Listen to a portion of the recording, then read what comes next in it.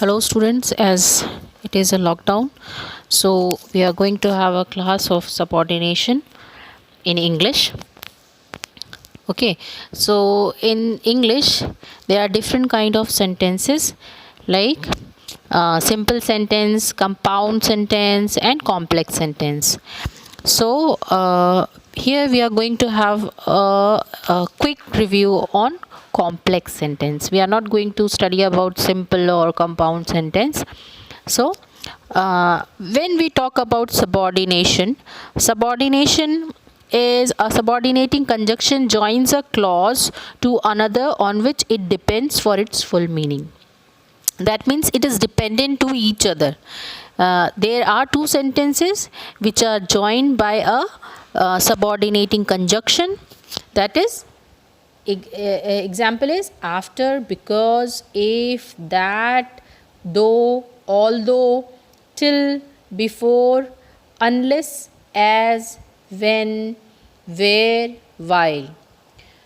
So in subordination we have subordinating conjunction, subordinating clause and principal clause in a sentence. That means if we have a sentence, then we need to find out subordinating conjunction, subordinating clause and principal clause. So students, we have one here a sentence which is written like this: after the shower was over, the sun shone out again. मतलब क्या है, जब बौछार हो गई, पानी की बौछारें, बारिश की बौछारें हो गई, उसके बाद सूरज फिर से दिखाई दिया.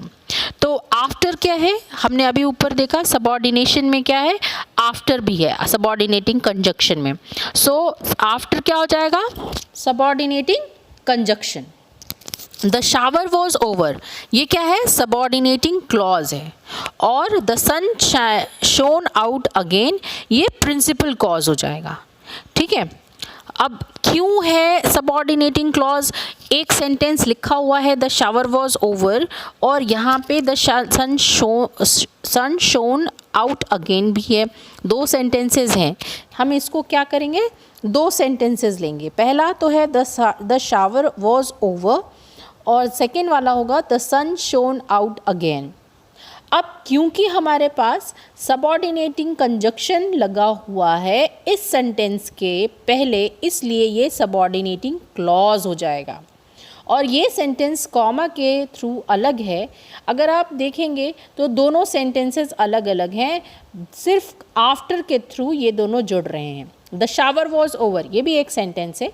The sun shone out again, ये भी एक सेंटेंस है, लेकिन हमने इसे आफ्टर के थ्रू इसे जोड़ा है. तो ये क्या हो गया, आफ्टर सबऑर्डिनेटिंग कंजंक्शन, उसके बाद का sentence the shower was over और कॉमा के बाद जो सेंटेंस जुड़ा है वो हमारा प्रिंसिपल क्लॉज हो जाएगा. ओके, नेक्स्ट इसी तरह से हमारे पास एक और है sentence, as he was not there I spoke to his brother.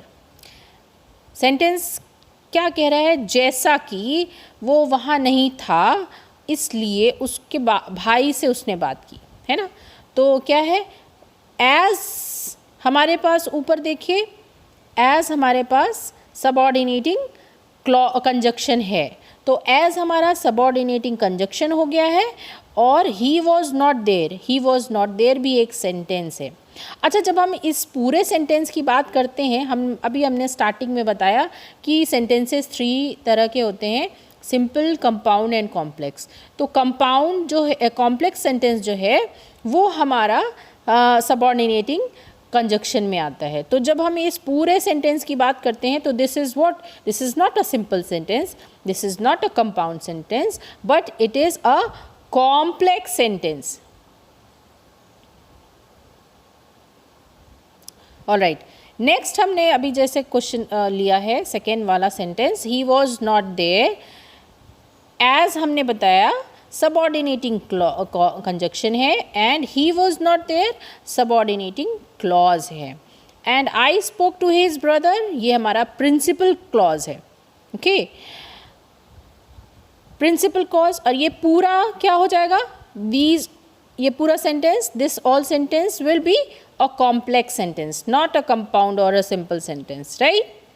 उसके बाद थर्ड है he ran away because he was afraid, वो भाग गया, ही रैन अवे भी एक सेंटेंस है, ही वॉज अफ्रेड ये भी एक सेंटेंस है, वो डरा है, डरा था। He was away, he ran away, sorry, he ran away क्या हो गया हमारा, प्रिंसिपल क्लॉज हो गया, बिकॉज हमारा जो सबऑर्डिनेटिंग कंजक्शन है उससे पहले है वो सेंटेंस, ठीक है। ये हमारा फर्स्ट हो जाएगा प्रिंसिपल क्लॉज। बिकॉज के बाद क्योंकि ये सबऑर्डिनेटिंग कंजक्शन है तो इसके बाद का क्या हो जाएगा हमारा, सबऑर्डिनेटिंग क्लॉज हो जाएगा, okay. So this is what we have about subordination, okay. So we have different kind of clauses. कौन कौन से क्लॉजेज सॉरी सबऑर्डिनेटिंग कंजक्शन है हमारे पास,